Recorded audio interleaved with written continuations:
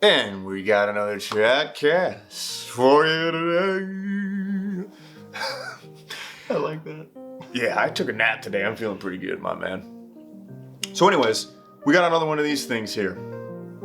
On this episode, on this Chatcast, I want to ask this question. When did you grow the most in your craft? Now, for me, I would have to say that a very distinct growth was the late teens, early 20s. I had the least amount of responsibility and the most amount of motivation, probably because of the former. And it was right after I had, so as I described having those different guitar teachers, I was pretty much done having guitar teachers at that point. I knew a pretty good amount of musical theory. I had experienced the blues as Americans commonly know it, right? You know, what's interesting is that what the blues really is something that I think that most people would say, oh, that's jazz. That's an old jazz song. Well, no, that's really the origins of blues. When you think of like B.B. King and somebody like that, that's a little bit different. It's something else, but we colloquially call it the blues. Anyways, it's me nerding on that a little bit. But so knowing the blues and the common term, knowing jazz, dabbled in classical a little bit. I didn't really get proficient in classical guitar. Not that I'm very proficient anyways, but until closer to my late 20s, I'd say. Anyways, in my late teens, early 20s, when I sat down and created with the knowledge that I had and the goals that I had, sat and married the two by a well-designed practice routine. So I sat there and I said, okay, where are my weaknesses? And I had to objectively identify where they were. And I feel like I did a really good job on that. And where were my strengths? Okay. And so I sat down and with the skills that I had came up with a plan. Now, when I used to teach guitar at a local guitar store, I was inspired by a poster that I had in the wall that I taught in. Now, I didn't have the poster, so I should correctly say it was just a poster on the wall in the room they let me use. Was that cat that says hang in there? Yeah, sure. No, it's funny, but No. yeah. You're right. I was just trying to help you out. But it had these different, I don't remember, the design was so poor, it didn't stick out to me. It was the words that stuck out to me. And it said, if you want to be good, practice an hour a day. If you want to be great, practice 2 hours a day. If you want to be superb, practice 3 hours a day. If you want to be, excellent, it's more than that. And that really stuck with me. It's something along those lines, right? Yeah. And that really stuck with me. So I decided to make a 4-hour practice routine for myself that I stuck to for, several years at least. And so what I did was I'd start with what I was the weakest at, and that was arpeggios. Now, arpeggios are just, for the layman, they're just the notes of a chord played individually. And on the guitar, because of the way it's tuned commonly, they make very interesting shapes for your hand to do that is difficult but also intuitive at the same time. I don't know how that makes sense, but it does in my mind because I know how to do them. They're difficult to master, but it makes sense. The shape makes sense. And so I would sit there and I would work on sweep picking and arpeggios for an hour. And then I would switch over to where I would practice tremolo picking. So very fast up and down picking on the guitar. And then I would work on different rhythms and stuff like that. Different rhythm. That was kind of more like working towards kind of an overarching approach in that third hour.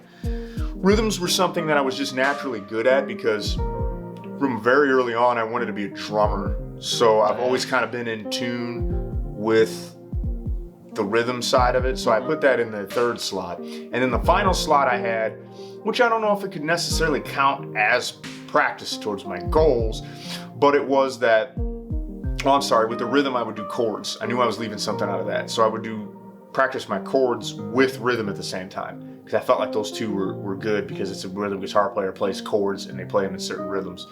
But anyways, and then my 4th hour, I don't know if it could necessarily be practice because it was more fun, but I would spend time learning a new song from a band that I really liked, which 99% of the time was just Metallica. Yeah. At some point in time, I could play every song on Ride the Lightning, Master of Puppets, most of Kill 'Em All, and most of And Justice for All. And I would say about half of the Black Album at one point in time. I could just mow through that. And so I would work on learning because of that, because I was challenging myself to learn a new song. And sometimes I would learn one of their songs in a session, in an hour session, and sometimes it would take several sessions, especially their earlier stuff. Like any of the songs that are complicated off Master of Puppets are pretty intense songs. But anyways, that was when I had my most growth. And that's when I developed a lot of the muscle memory and athleticism. One of the things that I think that early musicians, including myself, need to make a proper distinction with, and this comes from having a good mentor and a good teacher, is that the thing that you see as chops, as the skill, as the shredding, whatever thing you want to describe that as, is very athletic. And that is about creating athleticism more than it is necessarily about, for music, being a talented musician. Because B.B. King can outplay just about anybody on planet Earth with 3 notes, right? But then you get a guy like Greg Howe, and you hear him just blaze through, half of the notes on a guitar neck in 0.6 seconds, and you're just like, whoa, right? But, I mean, it's kind of subjective to say, like, well, did his athleticism, does it make him pull harder as an artist than B.B. King? And in my opinion, no. It's just, now, by the way, I like Greg Howe better than B.B. King, but B.B. King just was a fantastic musician, frankly. And I do mean that he could outplay pretty much anybody with 3 notes. It's just God's honest truth. But I wanted to use that as an example to say that the main difference there is that Greg Howe just had the athletic component down. So what I was doing in the time that I grew the most was building up that muscle memory, doing the reps in the gym, so to speak, to get my goals to match where my mind was. Like you had mentioned in the previous, your skill needed to come to where, and so I just addressed that with this giant and to this day, I still practice somewhat in that manner, but not as much. I don't have as much free time, but I kind of do that, man. I kind of do the arpeggios, the tremolo picking, the rhythm and the chords, and then just have fun a little bit. Except I just break it up now. I don't do it all in the same day. Like I pepper it throughout the week. But anyways, I've been talking for much longer than I really intended to, but that's when I grew the most, was that late teens, early 20s, and through that practice routine and using those principles that I just outlined and described. When did you grow the most, and what did that process look like? So when I grew the most as an artist, that was obviously, for me, college. We've talked about that before. But, so for me, it was college. It was college. And what was weird is, like, going into college, I didn't have as much experience as other people because I didn't have art classes and stuff like that. Everything that I had learned and the 10 years that I had been, like, drawing and stuff like that prior to going into college was just me learning and, like, looking at something and being like, how can I duplicate that? So I taught myself mostly, and then you'd have relatives would give you books and stuff like, here's how you do it and stuff. But for me, I didn't really read those. I just was like, oh, that's a cool picture in this book, and then I'd draw it or something like that. Or I would read them occasionally and, like, pick up things here and there. So not to be, like, too dismissive of the value that those things had, but for the most part, I didn't realize I had done everything just like, how would I do this? And so then I learned how to do everything the hard way, which I didn't know at the time was the hard way. So when I went to college, I went which benefited me as a person was I went to college with an empty glass, like I didn't expect, like, well, my mom says that my drawings are really good. And, I didn't go with that mentality into college. I went with like, okay, this is the first time I've been in a learning environment. I just want to be a sponge. And the first class, like I said, he was just like, yeah, pretty much all of you, everything you just did was wrong. And so I was like, cool, we're all on the same page. And so then that kind of got that out of my head, and I just absorbed everything. And I learned that over the years I had made good art, but I had done it in such a complicated way just to get to that final product. And what they ended up showing me how to do was to get to that final product in less than half the time using techniques that weren't as like fragile. And so I ended up, it wasn't because I grew the most then, not necessarily because that's when I learned the most, but it was because everything I had learned to do was technically the hard way. And so having somebody knock everything down and be like, okay, relearn this. It was the fact of relearning how to start a project to get to the end goal that I had much quicker.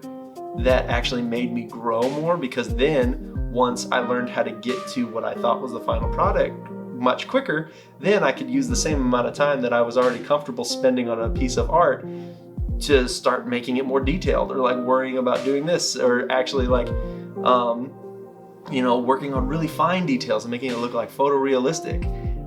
Things like that really, it kind of opened up my ability as an artist, was just basically learning how to simplify what I already knew how to do so that I could have more time to focus on things that took it from like level 1 to level 2. And that's why college kind of like, that was, 19, 20, 21 years old. That was when I grew the most as an artist, which is interesting. Same period of time. Same period of time. So take note, folks. Before you get littered in the bone-crushing world of responsibilities, you might want to woodshed a lot of your skills. And that's what's cool is we've had a lot of similarities on these talks, except for this one seemed like it was a little bit different, which I thought was neat. Is that you basically learn how to refine your skills, and what I had to do in my moment of growth was, I guess it was refining the skills, but you were condensing, and what I had to do was just basically build up the muscle memory, the athletic component. Mine was a little more, which is weird to think about guitar in that manner, but hey, that's the nature of shredding and metal. So anyways, thanks for tuning into this one. We always have fun doing this. Peace.